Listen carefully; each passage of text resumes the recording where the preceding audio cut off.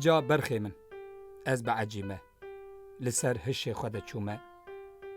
Erd neqelişî ku min di xwe de cih kiriba û xeniqî bûma.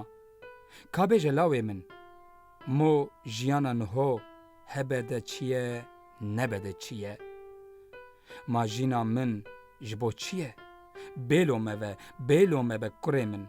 Ma ku mirov hin tengav bû ku êdî nikaribe gazindên xwe ji yekê re bike. Kovanên xwe pê re bitewîne û qet nebe sebra xwe pê bîne. Ma ew jîn ha hebe ha nebe bo çi ye?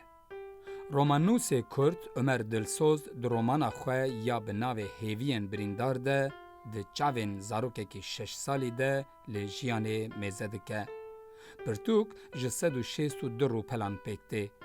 Di sala 2033 de ji weşanxaneya Aramê derketiye. Nivîskar Ömer Dilsoz xwedî gelek berhemên Kurdî ye û di sala 1978 de li gundê Guzereşê ku bi ser Colemêrgê ve ye hatiye dinê.